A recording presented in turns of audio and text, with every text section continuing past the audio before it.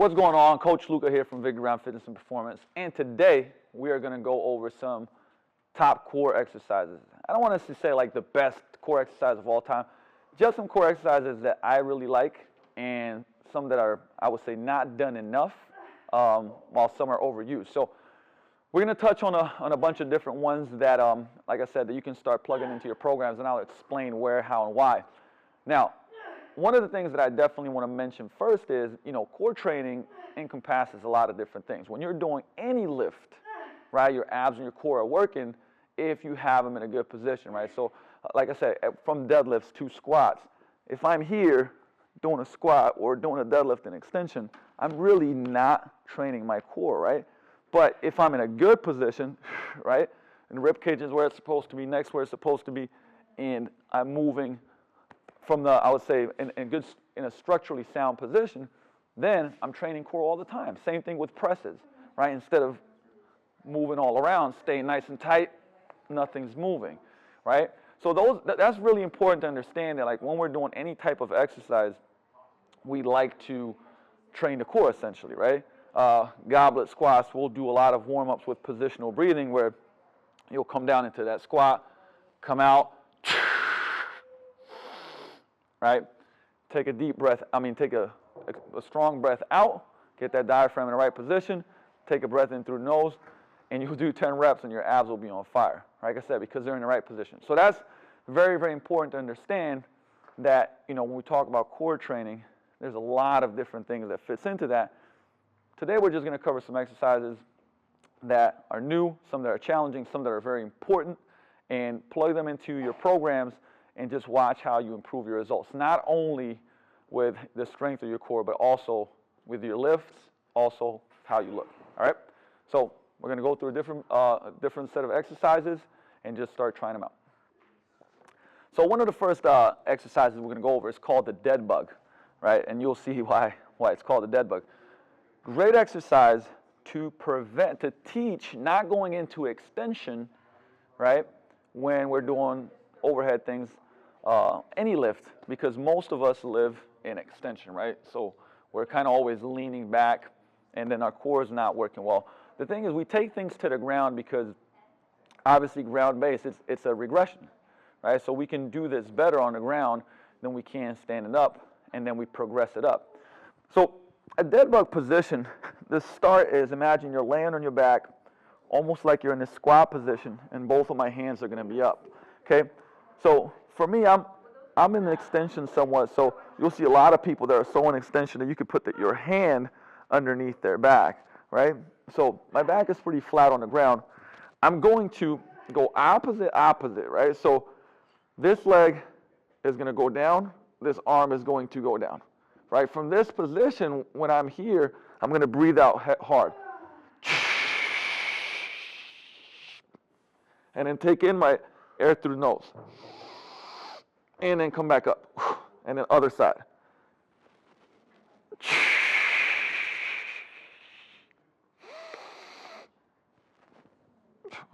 And come back up. Right? So I'd be doing 5, 6, 7, 8 reps at max on each side, and that becomes very, very, very difficult. Even when I breathe out, you see me start shaking a little bit. Like I said, because I'm in a good position. I'm not compensating.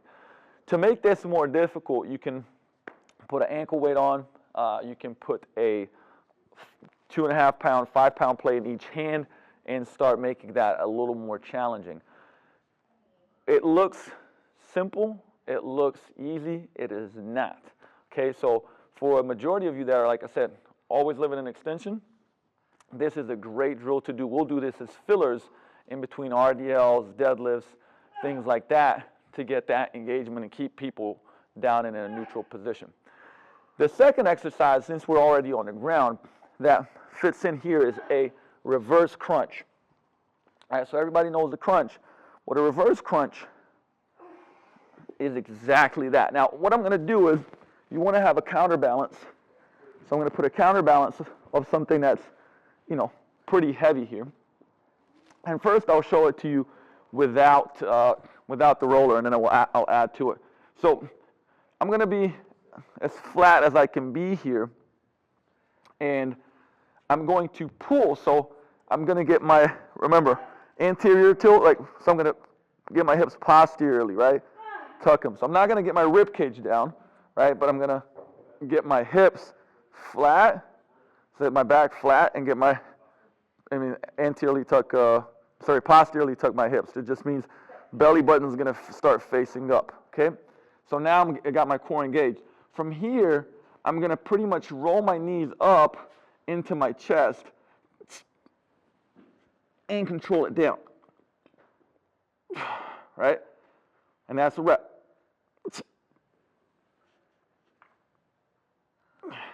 To keep it contracted, what we can do is squeeze heels to butt here, right? So now, tuck and roll up.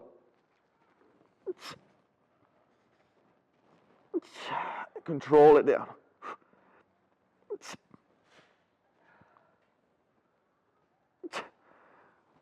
So 10 to 12 of those and say hello to your abs, right? But the thing is, the great thing about it is it's not just working our abs, it's also correcting a lot of postural stuff because, once again, most people are in extension and we want to teach that, all right? The combination, so this is just a combo movement that I really like and is a lot more challenging, is adding a reverse crunch and dead bug together. We're obviously not going to be able to. It's going to start somewhat different. So, but from this position, right, we're going to go reverse crunch, falling out again.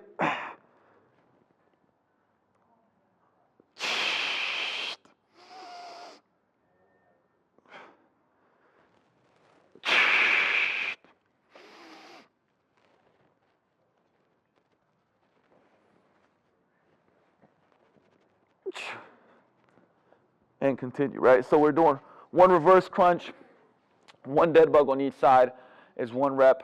Once again, 6 to 8, and you will be smoked. It's very, very challenging. So try some of those in your programs, especially when you're doing, it's great filler to do between lifts that put you in extension, overhead presses, sometimes deadlifts, RDLs, things like that.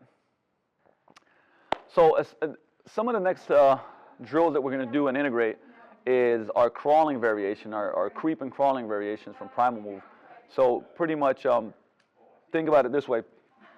We're going to start, you can have 4 points of contact or 6 points of contact. So in this case, I have 6, right? 2, 4, 6. So this will be called a creep. In a creep, we're in this neutral position, right? So we start in this quadruped position, and all it means that we're moving simultaneously hand and knee, right? The key is keeping that spine neutral, right? Because it doesn't look really that challenging or like a core drill, but when I lift here, what am I doing? I only got 2 points of contact and I'm stabilizing, right? And going back, 3 and 3. And even in this, like I said, I'm pretty damn ready, but even in this creep position, I'm really starting to engage my abs, right? If I go to 4 points of contact now and take this off the ground, this is now much more challenging. And I'm actually going to control it, so I'm going to go slow.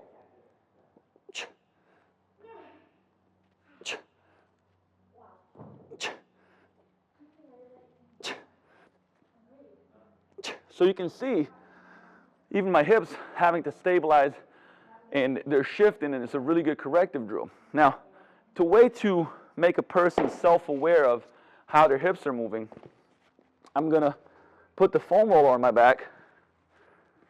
Oop. And obviously you can see this is challenging in itself. So when I put the foam roller on my back, I have to be really, really, really careful as I'm moving.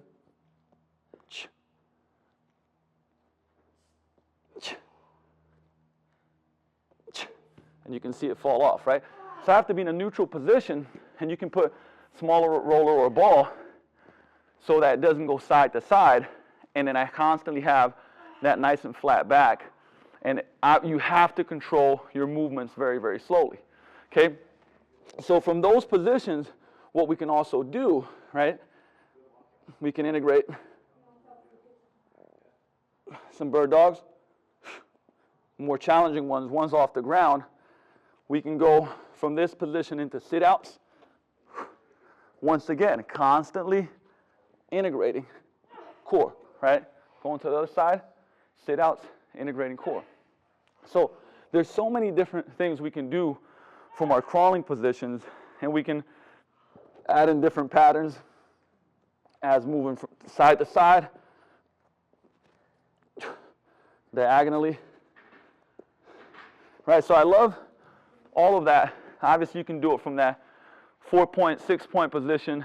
You can do similar things out of a push-up position, but this is very, very corrective in nature because you can actually tell when people are dropping their hip, raising their hip. If you have a roller on their back, they really start becoming aware of how they should be moving. Right, so those are some of the really, really good core training variations in the crawling positions.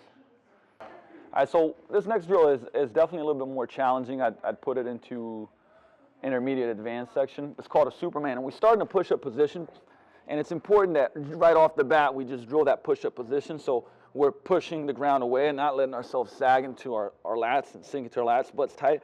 And we're going to actually walk away, keep that neck neutral, and keep walking away with our feet.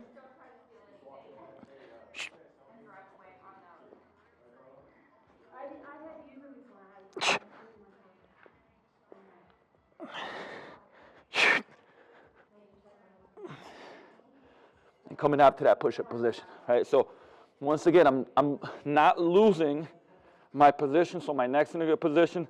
My hips are not sinking, right? I'm pushing away, butt's tight, walking myself out.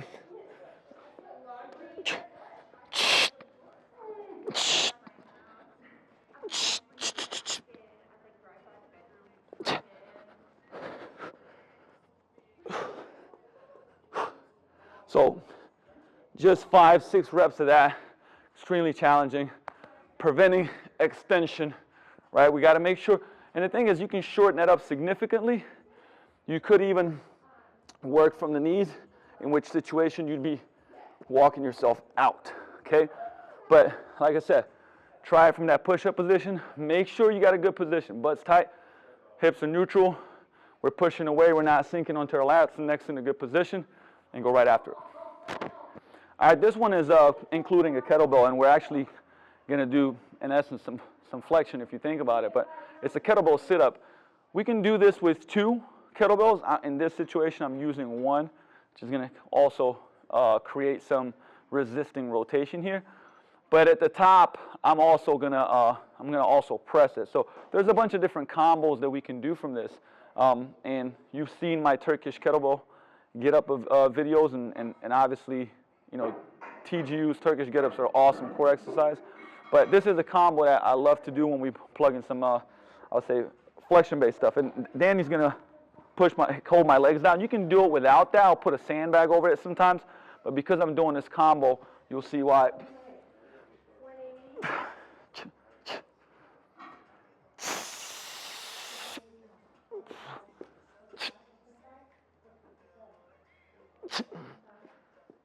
Control it down.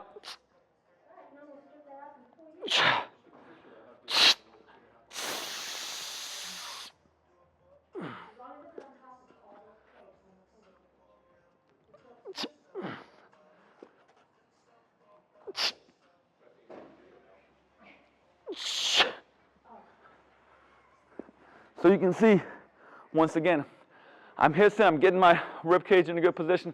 I'm yanking up, right? So I'm using my abs. I'm pressing at the top, keeping that neutral position, and then I'm controlling myself down eccentrically, right? So pretty challenging move. Once again, depending on your load, with pretty heavy, I like to go 5s on this. If we're going a little bit lighter, sub-max, we'll go up to 10 reps on this. All right, I love combination movements, and I love these 2, I would say, implements. One of them is the Val Slide, so you can do like Cossacks and stuff. But here's one of the movements I love to do. I mean, obviously you can split them up and do them separately, but I like the combination, right? So once again, never letting ourselves sink on the lats. We're pushing away. We're spreading the floor. From here, we go tuck in. And as you can see, the tuck in, I'm not letting my tail go under. I'm staying neutral. I punch out. And then from here, I pull myself up with the abs as high as I can. Control down. Pike up. Right, so tuck in.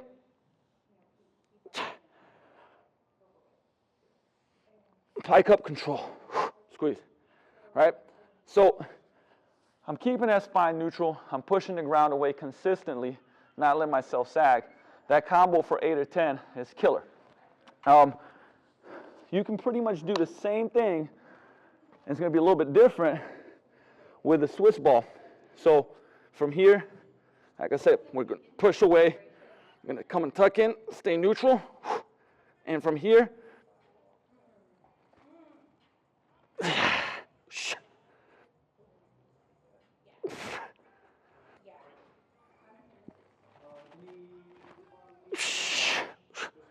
right, so the more that you can control it, if you want to progress those movements, you can do, don't let that Swiss ball get away from you, right? You can do those single leg. I'll do a rep single leg real quick. A lot more challenging because it's going to try to rotate you.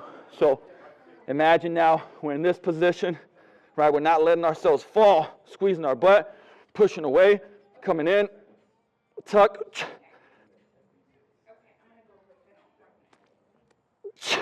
pike up. A lot more challenging. Obviously, you're going to prevent some rotation there. 2 different tools, 2 awesome combos. Put them into your training program and make sure you're doing them exercises right, keeping that neutral spine, squeezing your butt when you punch out, pushing the ground away, ripping it apart. Another drill that I really love with the Val Slides is moving, right? Basically doing moving crawls with the Val Slides. And there's a ton of different things that we can do. But basically starting, once again, in our good push-up position, pushing away, keeping our hips nice and tight, and moving. We can go forward, we can go backward. While we're doing them, we can also push away, right? We can do all types of different things. Now, how to progress it? This is obviously more challenging, but when we progress it, I'm going to step into it.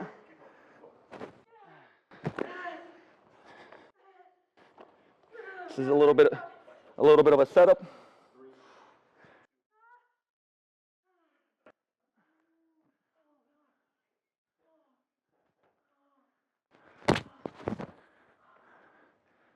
As you can see, I'm proficient at this, as can be, right? So we make sure we're about shoulder width apart with our feet, not letting them push us together. So we're activating sternal rotators here a little bit.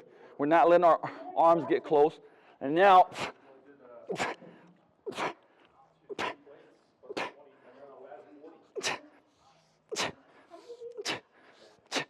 I'm not moving forward, obviously, so I don't slide out of the camera. But now we've added resistance when we're pushing away. We also got to activate those scapula stabilize. Makes absolutely everything more challenging. Ways to improve, to make this harder as well, put a sand bell on your lower back and load it heavier. There's many, many different ways to progress from time, distance, weight, tension. But this is a great one to plug in and make sure that you're getting a new challenge in your core training. All right, so we already went over some, the full Turkish Getup in a separate video, dissecting it, breaking down the technique, how we can use it. Today, I'm just going to cover using parts of the Turkish Getup to train core. Right, so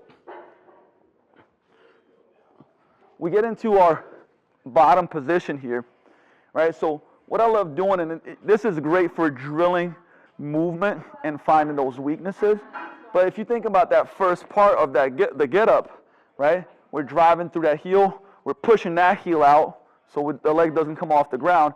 We're hissing and also driving this into the ground, engaging core, right? So it's essentially like a sit-up. Okay, so from this part, we're nice and tall, core's working. We can come back down. Control. Right? So we could literally do that for reps, and then from here, this part, also core, right?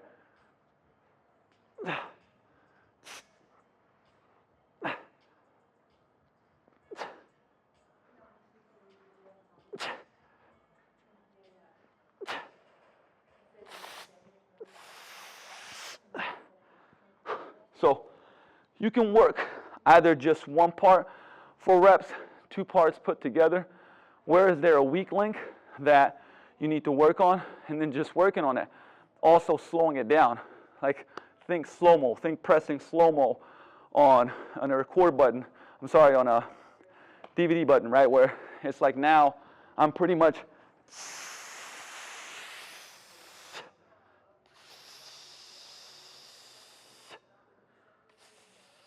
right? So I'm moving slower on everything, which means control, right? Sometimes the best way to improve speed is to first get control and slowing everything down.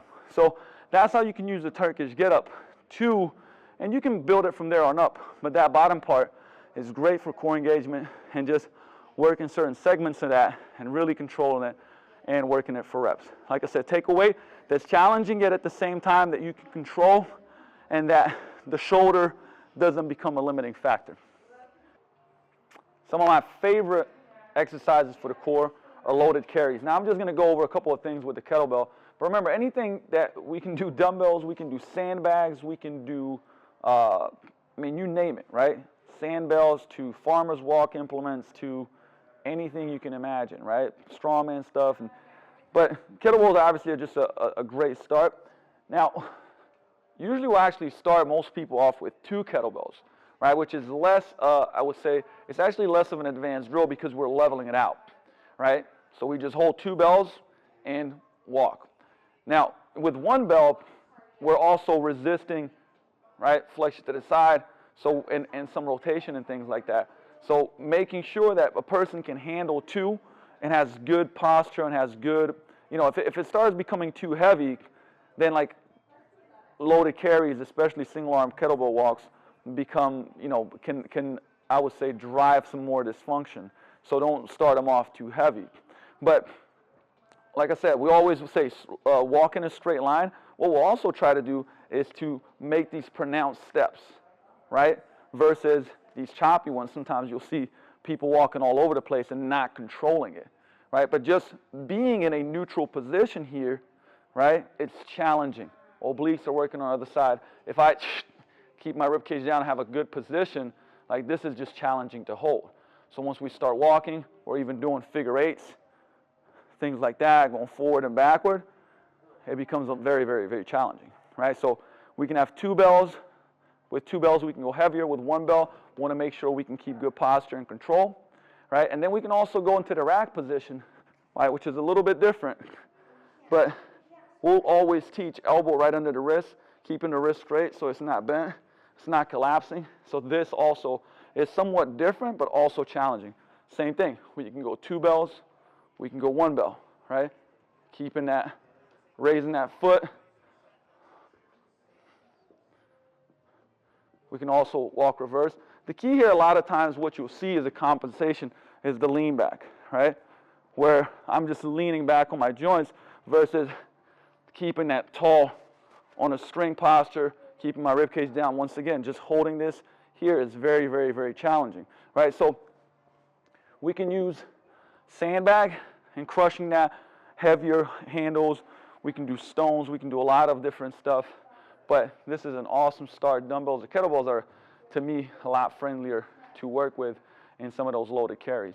Now, just like anything else, remember, breathing is probably the one thing I talk about, having a strong core, having strong abs, is good breathing, right? So shallow breathing kills it. We want to breathe out strong and get that rib cage down, and then breathe in through the nose, right? But mainly, like I said, that's something that we'll talk about more about what's extremely important in having good core strength is breathing patterns. But loaded carries are awesome. Like I said, make sure you got good alignment, and then you can play around with different implements and go for distance. Another kettlebell drill that's probably, like I said, a little more advanced is the figure 8 to hold. And used to do this back in the day a lot with fighters, but once again, you have to move from the hips and not from your low back. This is why the core has to be engaged. All right, so I'm going to use a 45 bell. Essentially what I'm going to do is swing it through the legs, moving from my hips, and when I come up, I punch and I hold. So this position is already challenging for me to hold. I'm going to drop,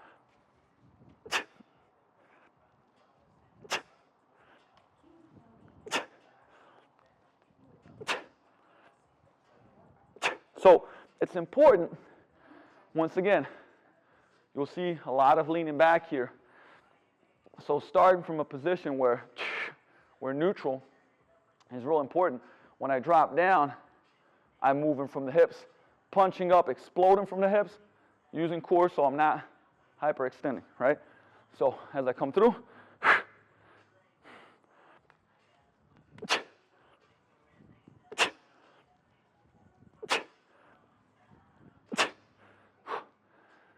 this is great for rotational power, but I'm feeling that a ton. 6 to 8 reps per side, 10 if you got a lighter weight. Once again, got to move from the hips, stay neutral hips and shoulders connected, not using hyperextension, not moving at the low back. So one of these the exercises that we do a ton here, and a great way to regress it is using the TRX. It's called the fallout. You've seen like rollouts on the sliders, which we like to do as well, or on the wheel. The TRX just allows, or say in this case, the Jungle Gym XT, it just allows for a lot of regressions and movement and adjustment. So all we're doing is starting from a push-up position, and once again, I can go much lower on this to make it more challenging. I can bring it up higher for someone that, obviously doesn't have the core strength. I'm squeezing my butt. I'm getting my neck into a neutral position. From here, I'm going to fall out. Now, once I get into a fallout position, I'm still squeezing my butt. I'm going to breathe out and then take it in through nose and come back up, right? So falling out.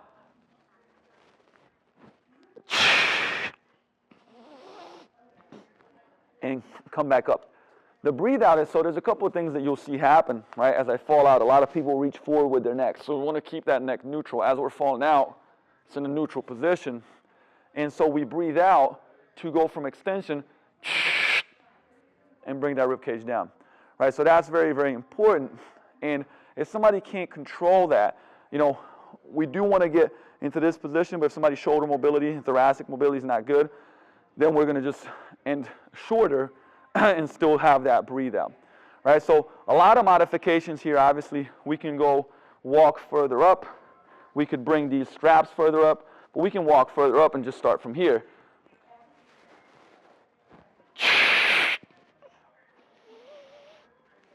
Right, so that was much less challenging just because of changing the angle, right? And once again, you can also, so if somebody's tight, you can bring the shoulders out a little bit.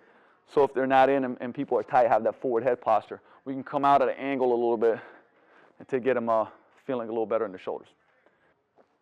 Another variation of almost pretty much a fallout, but we're going to walk it out with the med ball. This is actually a great exercise I learned a long time ago from Nick Timonello, is starting in this push-up. So we're going to be on our knees and start in a push-up position. We're going to squeeze our glutes, right? So we're going to make sure we're staying out of that anterior tilt here. We're going to stay nice and tight. And from here, while we're keeping that, hips and shoulders are going to come down together. Still squeezing our butt. We can breathe out here. Neutral neck. And coming back up. Keeping that hip nice and tight so it drops with the shoulders.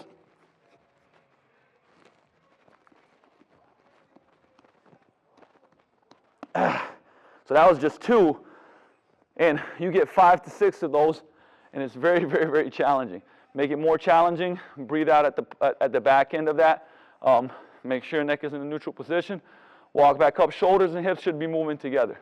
So don't let your hips stay up as your shoulders are dropping, or the other way around. All right. All right. One of the favorite exercises of mine is called a Palloff press or a Palloff press hold, and put it this way, I got this a long time ago from Eric Cressy, and we've been using it for years and years and years. In a gym, like in a regular gym setting, you could use, obviously, a cable for this. We use bands, so I'm just attaching basically a regular band to the rig here, and we're going to play around with different things. But essentially what it is, I'm going to walk myself out to where I already feel the resistance. So imagine this just being a cable in a gym, same thing. I feel the resistance, soft knees here, keeping that rib cage down, and from here I press out. Now, we can do this for reps where we press out, breathe out, come back in, right? And we're doing it 4 reps.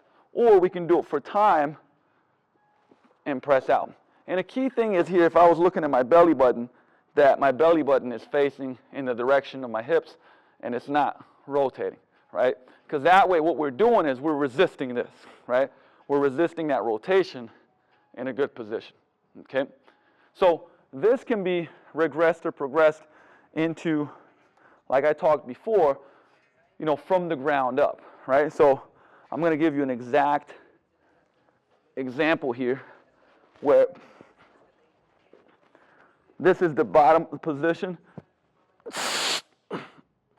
right? We're ground-based, resisting that rotation from this position, and then we can build our way up. So we can be half kneeling position.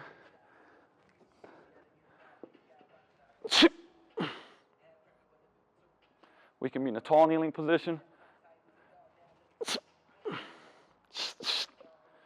We can also obviously be in a standing position like I was, and we can also do these in a press position, so overhead, right? So there's many different variations that we can do with Palloff stuff that's resisting rotation, extension, things like that. Like I said, even with overhead things, we can step into it here.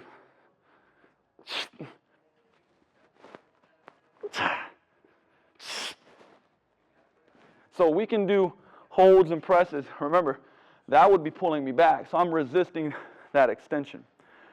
As we're staying on the band, something I also really love is the chop and lift series. And this is something we can do with the Great Cook band. In the gym, you can do it with the cable. And I'm going to go half kneeling position here. And like I said, we can change the direction of where the band is coming from. So I'm going to step away, right? I'm going to pull. I'm going to get my hips in a good position, right? Aligned, neutral, nice and tall.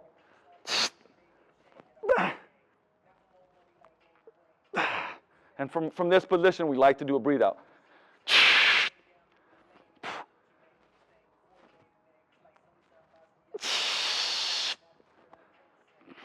Right, so we're chopping, pressing. We can do chops, lifts. We can do from the bottom and then pressing up. Right, so there's so many different variations that we're doing, and we can do that in a tall kneeling position. We can start coming up from a staggered stance where we're here, right? Pull, stay nice and tall. Pull, press. And like I said, this creates stability and really builds our core, and I progress from the ground up. So somebody's got a really tough time in these standing positions and they can't control their hips, they can't control their core and connect them, we're going to go from the ground on up. All right, so those are a ton of different drills. And what I threw in there is, I mean, obviously there's so much more, but things that most people are not doing that they need to implement into their programs that they may not think are, core training, ab training, and improving not only performance, but posture and body composition, because we're stuck in a world of crunching, right? So add some of these drills into your program. They can be, like I said, weak links at the beginning of the program, even in the warm-ups, as finishers at the end in a circuit to where you're doing with great form, or as fillers in exercises. If you have an exercise where you're driven into extension, whether it's maybe a military press, and your filler is going to be doing some dead bugs, some reverse crunches, so we're keeping that position here, right? So plug them in, improve your training, improve your performance, improve the way you look and feel, and start using some of these exercises, and I'll see you next time.